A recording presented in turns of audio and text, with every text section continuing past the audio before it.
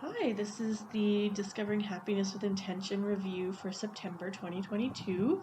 I did not do daily intentions because I was in Greece on vacation and I was celebrating the next chapter of my life and being able to just really prove that I could go and that I'm not afraid to go do those kind of things on my own and to be able to celebrate the fact that I'm not afraid anymore and I am autonomous and I'm able um, to go hiking on the trips and to go swimming in the ocean and just face a lot of things that I would have been afraid of a couple years ago. So yeah, it was a celebration of my freedom from myself. So it was a good month, but I did do a recap for the month, so I'll still give you the intentions for each day here. September 1st, open my heart. I've been struggling to allow my heart to open. I've been a bit shut down and just kind of plugging away through things and yeah, just a little bit afraid that I'm going to get let down if I open my heart up. Um, so yeah, just really struggling to try to get out of my head and into my heart. September 2nd, just own being different. Um, I'm an all in person and all or none. I wish I could be a little bit in the middle. I wish I could be less intense. I think it's hard sometimes to not go overboard on things, but I'm just trusting that it'll be okay that way, as long as I do keep balancing it out. Um, I feel a little bit like Anne of Green Gables, where I'm just overly emotional about everything, and I just can't imagine not being like that. I'm trying, um, but it's not working very well. So for now, I'm just owning who I am and owning the fact that I'm different and that I'm like that, and hoping for the best. September 3rd, share the experience. Just bringing somebody new to Tantra and sharing that world. And it's a really cool world to experience the energy that builds in the room with a bunch of people who are working on just opening up and being vulnerable. And it's not about sex like a lot of people think. Um, it's about connection and it is about touch. It's about yeah, emotions and being vulnerable. And so it's a pretty intense experience. So September 4th was processing my neurotic thoughts because I was worried that they didn't like the experience. And so, yeah, just really get in my head. I always try to make sure that everybody has a good experience with things, and I just didn't get a chance to get any feedback on it. So I was a little bit worried for a bit there. September 5th, cleanup. Just preparing for my vacation and making sure that everything is in order in the house so that when it's time to get going on my vacation, that there's nothing piled up on my to-do list and I don't have to panic. September 6th, be honest. So that's with myself because I recognize that I have felt like I'm not enough and like I don't have anything worth giving. So, yeah, just contributing to things in general, relationships, friendships, just really struggling with my self worth. So, September 7th was Face the Feelings, because I've been having some pretty strong feelings and kind of falling for someone. So that scares me a lot. And I just really don't know what to do with that. And afraid of what that's going to look like. And again, afraid that I'm not enough. And just really not knowing how to proceed with that. September 9th, missed a day there, I guess, but trying to go back. So I was going back to a place that I've been going to for a long time on Friday nights, and just being able to go and experience it as a new thing again, since it kind of broke up for a while and then started coming back and broke up and came back, and it's just not the same, and it never will be again, just because of dynamics between people and things, and it was just a real struggle because it didn't feel the same, and it had kind of built into a church, like it was a place of respect and a place of healing, and it just wasn't the same. So I don't know what to do with that, how to appreciate it for what it is now instead of being upset that I'm missing out on what it was before. I think that might be a thing with a lot of people after this pandemic has happened. So if that's what you're feeling too, then I feel sorry for you. I'm right there with you. It sucks. So September 10th, settling in. Just sitting at home and settling in and having a great day at home and just really relaxing and being chill and enjoying just being at the start of fall and just being at home and just being comfortable, I guess. September 11th. So it was just another day of being chill and relaxing and just enjoying company, and being able to enjoy my house for the space that it is, and just having it feel like home. I haven't been home very much this summer, and I'm going to be away again for the rest of the month. So I just really wanted to sit at home and just feel comfy at home. So September 12th, my vacation. Just starting the journey, enjoying traveling, and I recognize that everybody has different needs in what it feels good for them, what feels secure for them. But I know for myself, I like things to just be super simple and easy. And so I packed as light as possible. I just, I don't know, I was seeing a lot of people who were stressed out and running around, and I was just very happy that I'm able to keep things nice and simple now, because my life was not always like that, and it really makes a big difference. So I was feeling really joyful and a lot of gratitude while I was just sitting on the plane and listening to an audiobook. It was really nice to know that I've been able to change my life like that for the better. September 13th, expand my horizons. It's important to travel and see new things and have new perspectives. It was really interesting thinking about old versus new and crowded versus spacious and day versus night.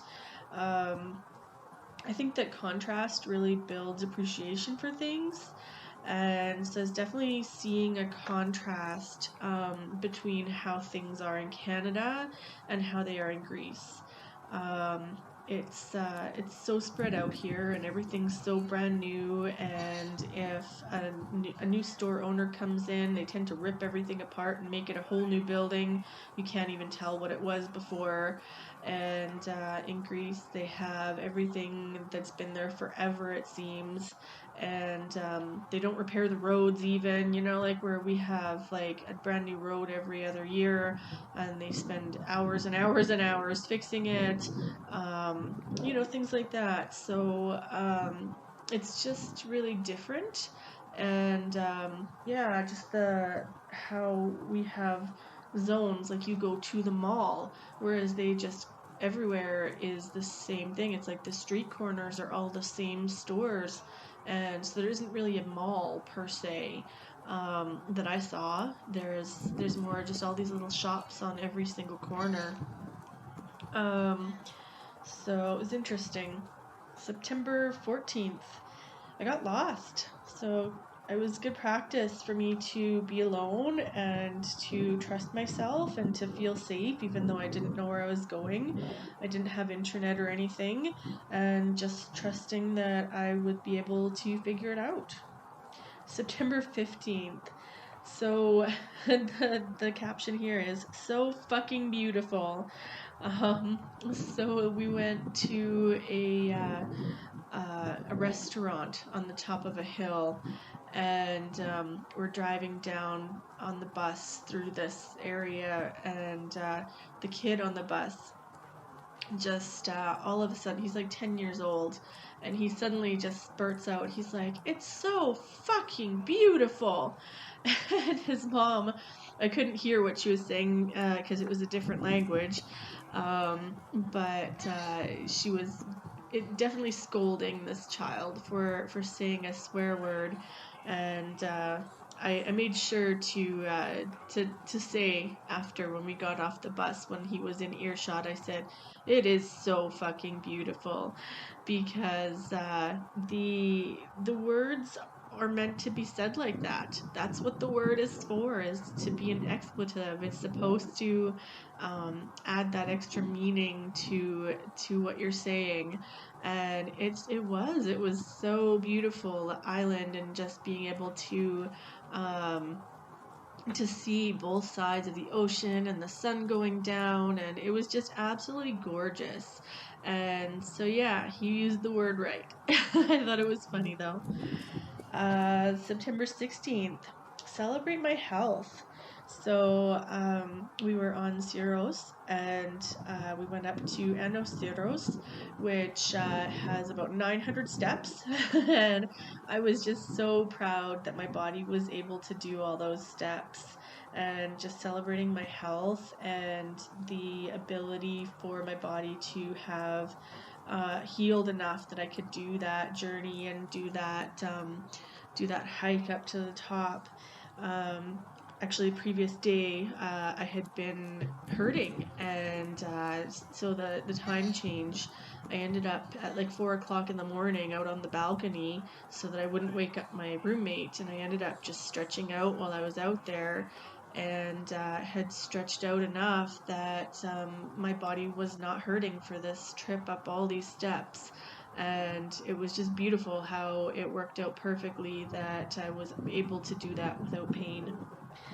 So September 17th, being agreeable but firm.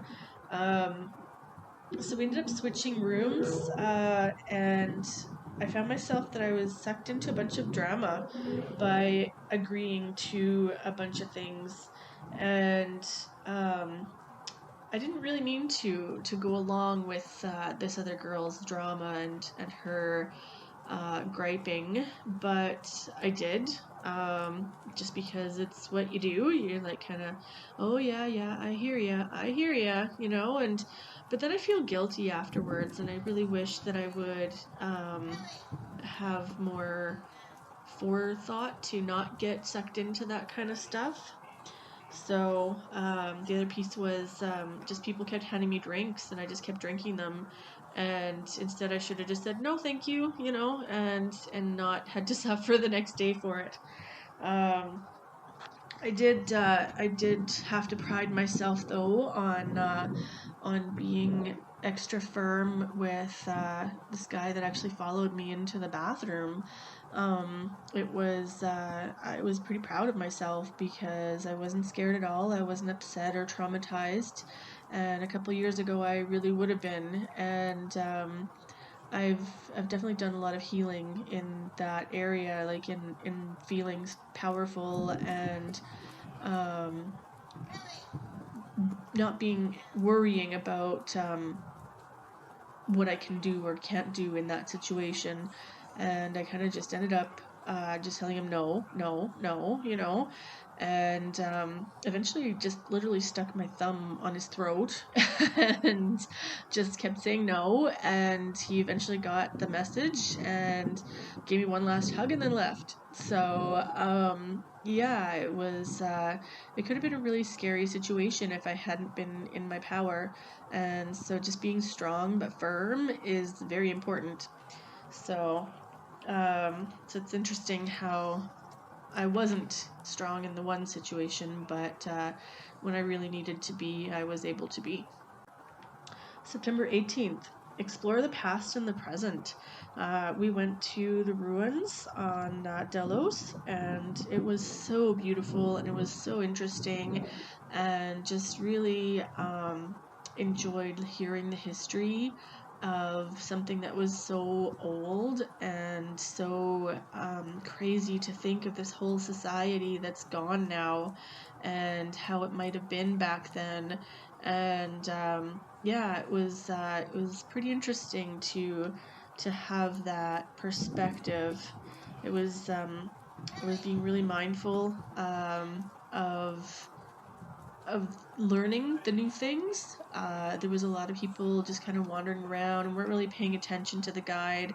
But I was very mindful and paid attention, and I'm very glad that I did. And yeah, the sunset was absolutely gorgeous. September 19th, in awe of nature's beauty. So it was just absolutely beautiful, walking along the top of a volcano and just having dinner on this hilltop view. And we just had a little dinner together with our travel mates, and it was such a good connected meal and so beautiful watching the sunset go down and just being able to chat and visit, and it was absolutely perfect. It was just so nice. September 20th, testing my limits. Again, just doing more walking and hiking, and we did like I think 14 kilometers. And considering I've had excruciating pain for months and months, that was pretty amazing. I was able to walk the entire time without getting too far behind or getting out of breath or yeah, just really struggling with my body. Whereas a couple months ago, I would have had stabbing pains in both hips with every single step that I took. And so I'm just very proud of how far I've come with my physiotherapy and my hips and my legs and my back. And yeah, it was worth it to do the hike and just prove to myself that I could do it. September 21st, solo exploration. Just going off on my own, away from the group, and I just went to Spain. I went to Barcelona. I ended up with a bunch of 20-year-olds in the hostel. I am double that.